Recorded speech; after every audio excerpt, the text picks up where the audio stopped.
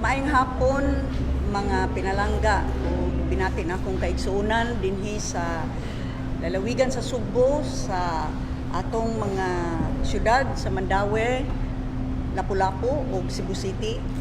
Apil na sad ang atong mga kaigsuunan sa Kabisayan ug Mindanao ug ngadto sa Luzon. Kay akong nasayran ubay-ubay ang mutanaw ni ining atong mga live broadcast o ato po i-greet ang atong mga kaigsuunan nga atoa sa ubang mga nasod.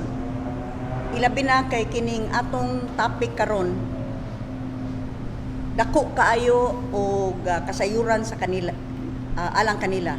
Daghan kaayo niini ang nangutana kabahin sa mga returning Filipinos, overseas Filipinos o mga OFWs. Pero usa ko mo padayon, atong i-welcome ni Agyod Kuyog nato ang Undersecretary sa Department of the Interior and Local Government, niya si Yusek Epimako Densing, niya pod ang atong Regional Director for DOH. We have RD Jimmy Bernadas, and we also have a Regional Director for DILG, RD Trovela. Now, bago pa lang, nag-meeting ta, maybe we could ask, mutana ta ni Yusek Densing usa, a few words, aron maka-paset ta sa tono. Yung may adlaw sa mga Subuanon o tanan na namati karon sa ng mga Pilipino sa tibuok nasod o sa tibuok kalibutan. Mayong hapon sa inyo. Ni ako dire kay gusto na ako makikstorya kang governor and clarify a lot of nga storya nga madunggan lang nato, mabasa nato sa media, maayo nang maklaro nato kung unsang tinuod nga storya. At karon nagmeeting mi ganiha uban sa mga uban sa lain ahensya sa gobyerno at naklaro namo unsang tinuod na storya, and I think this will be a good avenue to clarify a lot of things that have been that you've heard around. The truth has been set free this today in my meeting with Governor Gwen. Thank you. Musulti ka, RD? Ay, mayong punto sa atong tanan sa mga tagsunod sa live feed ni Governor Gwen. Aniya kami after the meeting with different government agencies and the local government of Cebu, Mandaue, and Lapu-Lapu, and the province of Cebu with Yusek Densing and Director Leo. We presented our side. We give the rationale on the different issuances that we supported, and again it was also visible, klaro, og na pasabot nato ang atong bisita si Yusek Densing sa mga katuyuan, sa mga ahensya ug sa mga katuyuan ni Governor Gwen. So karon tingali atong diskutan ni Governor Gwen ug unsa na ang resulta niadto nga mga istorya kaganina. And let's listen to RD Leo.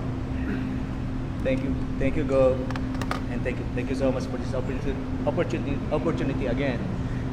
You know, our dear Governor has always been very consultative in their decision making, especially in so far as addressing the COVID pandemic. And we in RIT with RD Bernadas here, and of course with our Yusek Densing representing the IIT. We are so pleased again to see the kind of leadership that the governor is leading the province of Cebu. So, and then this is really the RIT is so pleased to has always been working closely with the province of Cebu. And then after this meeting, our dear Undersecretary has been clarified on a lot of issues, especially on matters relating to the handling of ROFs and OFW. So thank you so much for this opportunity again. Salamat. It's opportune, no, nga niya si Yusek Epi Densing karon pagyod nga nahibaw ko sa kadaghanan ang pinakainit nga issue kabahin sa pagdawat sa ROFs o OFWs dinhi sa Cebu, springing from Executive Order 17 o ang gipasar nga ordinance supporting that executive order. Now, Ang nahitabo, tungod kay limitado kaayo ang atong rooms. Ug kadtong uban nga nangabot dinhi nga dili from Cebu, kinahanglan nga ipa kwarantina usag na pulo ka adlaw in accordance with IATF guidelines. As of last night, we were facing a crisis. Why? Because the 2,500 rooms that were made available for OFWs and ROFs were already nearing full capacity. And for that reason, ang MCIAA nideklarar na nga musira ugma 2 days, May 14 and May 15. I-cancel na ang mga flights. That is why I had to call an emergency meeting this morning with the DOH, the DILG, the airport authorities, the Bureau of Quarantine, the OWA, DOT, DTI, and HRAC. And we were fortunate to have Yusek Densing witness the exchange because he saw for himself how we arrive at decisions here. Nga dili nga ako ra mooy mudiretso og desider. Kinanglan ko maminaw sa matag ahensya sa gobyerno ug katong uban nga naapektahan. Ug mao magyud na ang atong paagi sukad pas pagsugod niining COVID-19 pandemic. So, what did we arrive at? Ang atong gihimo karon nga protocol nga gikauyunan sa tanan mao nga ang tanan nga moabot dinhi nga Cebuanos, they will be swabbed upon arrival. Lakip na ang mga dili Cebuanos. Ang tanan nga mga bot, OFWs o returning Filipinos, swabbed upon arrival. O ang tanan maghulat sa resulta 2 days at most. Ang katong dili mga Cebuanos will have to show proof sa ilang itinerary kay they are considered transients, muuli sila sa ilang mga probinsya, sa ilang mga syudad outside of Cebu. And they will have to subject themselves to the health protocols of that local government unit. Which means, on the 7th day, kung kinahanglan sila i-quarantine, kung mo ipagbuot sa LGU, di i-quarantine, mo man ang IATF. On the 7th day, i-test. Complete the 14 days, that's up to the local government unit. Diri sa Cebu, ang mga Cebuanos, inigabot, i-swab, sad, pagkagawa sa resulta, they will be made to go home to their LGUs. Mauli sila. Home quarantine, and on the 7th day, we will include that, they will be swabbed again. Free of charge by the DOH. Kay mao naman ni ang atong practice, libre ang swabbing to be tested again. So, mao na sa Cebuanos. Ayaw mo pag-ingon ha nga nag-discriminate ko against those that are not Cebuanos. I am just respecting the local autonomy of the local government unit concerned. Busa, kung dili mo Cebuano, muuli mo, magbaya Cebu mo, unya muuli mo sa Manila, or muuli mo ngadto sa Davao, or muuli mo sa Cagayan de Oro, then pag check-in pa lang ninyo sa airport, kung asa mo depart, kinanglan mo magpakita og letter of acceptance gikan sa local government unit concerned. Magpakita mo sa inyong forwarding flight, kanang connecting flight. Oo. Og pag abot ninyo dinhi, maghuwat mo until ma-schedule inyong connecting flight at tumo sa hotel. Lakip na sa mga OFWs.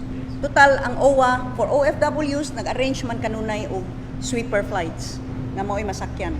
Ang kamusad nga doon na mo'y connecting, unya, nigawas ng result ninyo on the 2nd day, wala pa ang inyong connecting flight, maghulat na lang mo sa hotel.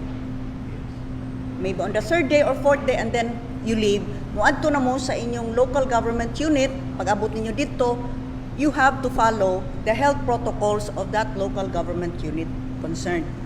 So I hope that is made clear nga I have issued a memorandum dated today, and this will be published. This will be in Subo News, pero ako na lang ni isulti, to effectively manage the arrival of overseas Filipino workers and returning overseas Filipinos at the Mactan Cebu International Airport, not from Cebu. For those that OFWs and ROFs not from Cebu, the following shall be observed. Upon check-in at the place of departure of the OFW and ROF not from Cebu, they shall present the following: a letter of acceptance from their local government unit of destination that shall contain a commitment that they shall comply with the reasonable health protocols of said LGU of destination. For ROFs, proof of their connecting flight from Cebu to their LGU of destination. OFWs need not present proof of their connecting flights, as OWA shall arrange sweeper flights for their return to their LGU of destination. It is now, ang OWA na mo arrange for OFWs. Now, OFWs and ROFs without the aforementioned requirements shall not be allowed entry into Cebu. OFWs and ROFs not from Cebu shall be subjected to an RT-PCR test upon their arrival, as with everyone nga moabot from any of the international flights. Upon release of a negative RT-PCR test result, said OFWs and ROFs shall stay in their hotel or in the designated holding area in the MCIA until their next flight, despite having a negative RT-PCR test result. OFWs and ROFs from Cebu shall observe the provisions of Executive Order Number 17, Series of 2021, and Provincial Ordinance Number 2021-04. An amendment to this would be, in my executive order, would be the requirement for a swab on the 7th day to be administered for free by the DOH for all of those for all of our returning Filipinos from Cebu, and as well as OFWs. Okay, puno, Dok. Oo. Ang atong Department of Health naga-monitor tanan sa mga arriving o returning Filipinos pinagi sa atong Bureau of Quarantine, o na atong siguruhon nga kini sila ma-endorso sa mga local government aron masunod ang atong mga protocols nga gilay down sa IATF.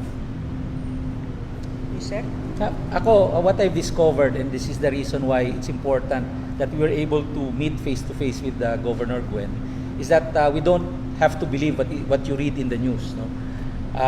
That's why I had to clarify, and nagpasalamat ko kay natagaan ko espasyo ni Governor sa iyang oras, gipa-meet pa ko sa iyang mga kamitang ganihan, nakitang gid na ako ang estilo sa iyang liderato, which is very participatory, and everybody was heard. And decisions made by the governor are all decisions which are agreed upon by all government agencies which were present this morning. So there's always a consensus.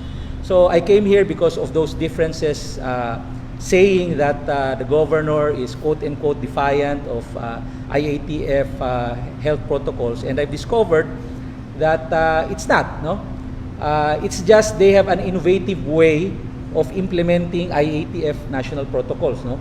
While there are gaps, those gaps are actually reconcilable, and this is a continuing dialogue, and the gaps are being addressed immediately by Governor and of our IATF, and more importantly, and this is a special emphasis, I found out and clearly saw the strength of their BERTs here. The BERTs is the Barangay Health Emergency Response Teams. Ito po yung mga frontliner natin sa COVID-19. And they are very critical in the success of the containment of COVID-19 in a particular LGU, because if your barangay health emergency response teams are strong, then you are able to contain the spread of COVID-19. And I saw the statistics, it's really going down from 1,057 in March 31, nahimog 402 na lang ang cases, no? About May 10. So it's really going down based on the curve.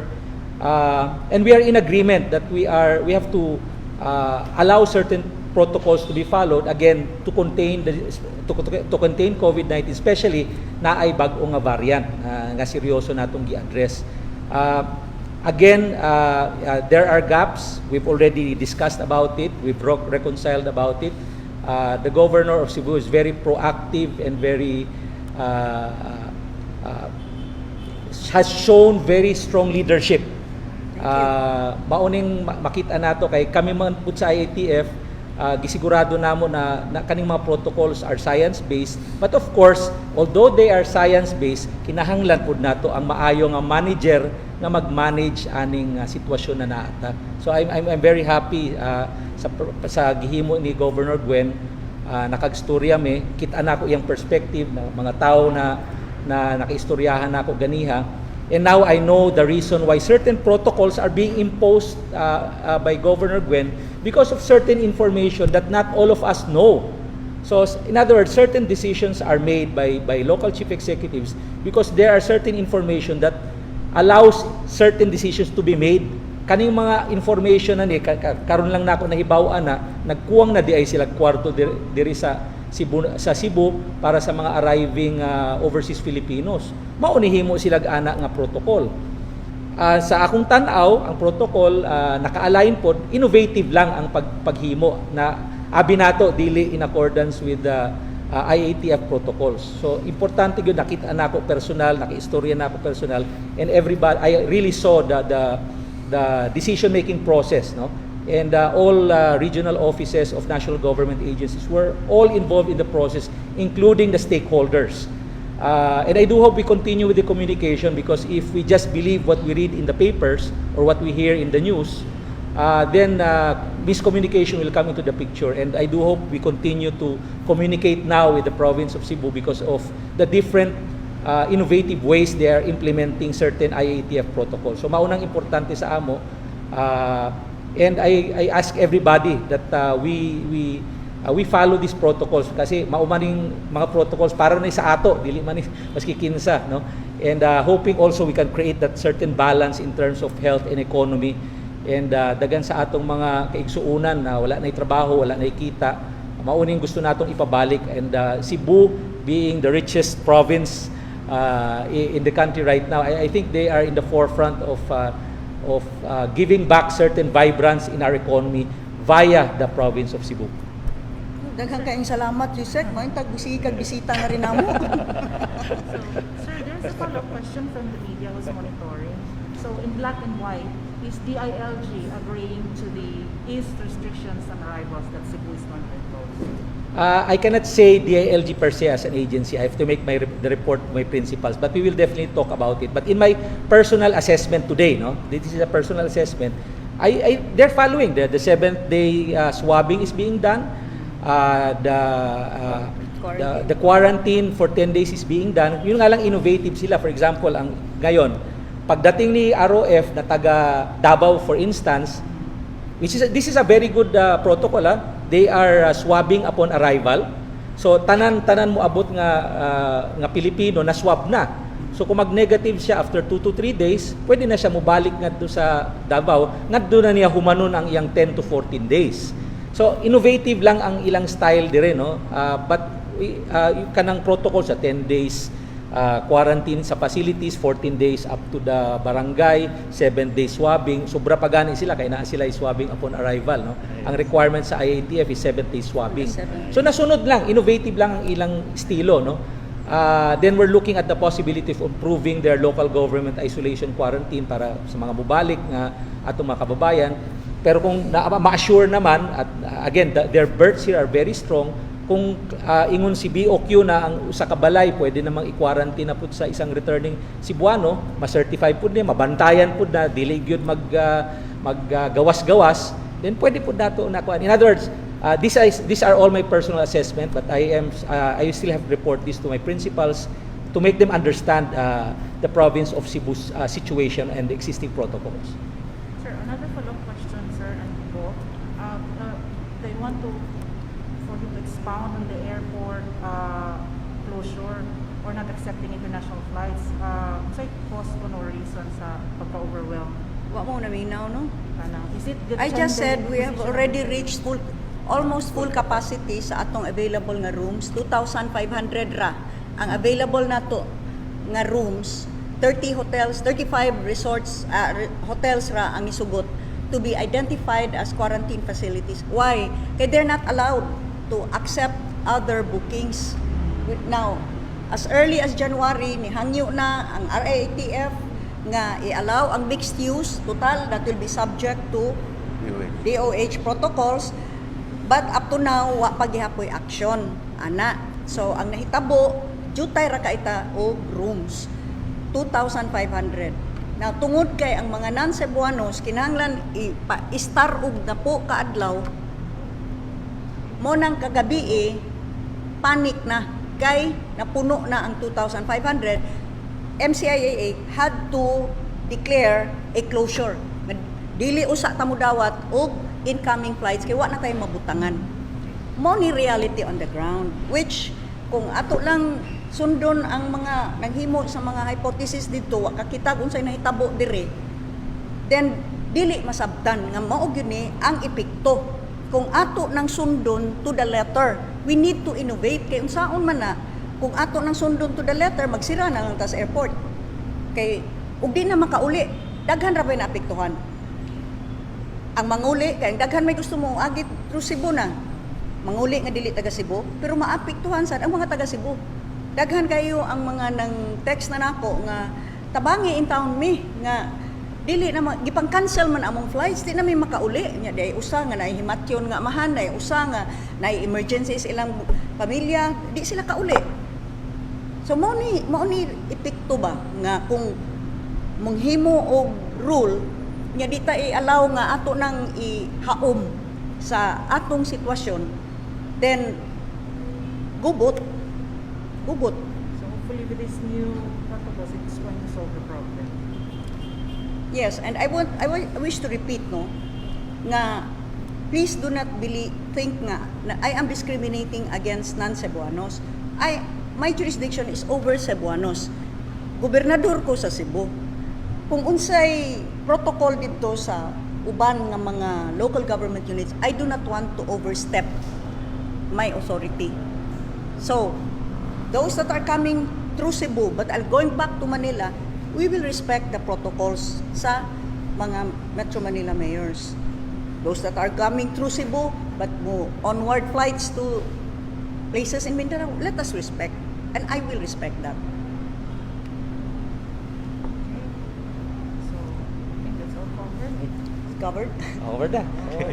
Okay, so daghan kayong salamat. Nang hinaot ko nga atong na-clarify ang atong mga pamaagi diri sa Sugbo, sa kanunay, ug nagpasalamat ko kang Yusek Densing kay iyag yung nasa sa ingon ko swerte nga na timingan lang gyud, nag-emergency meeting ta niyan higit sad si Yusek Densing wanting to clarify certain things with me, and he himself witnessed pagtingog sa mga agencies, ang stakeholders, nakasabot siya nga how we arrive at decisions here.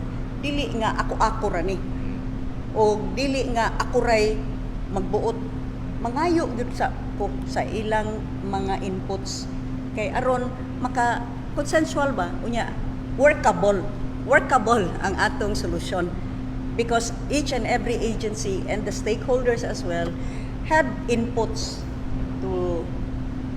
for that decision to be made.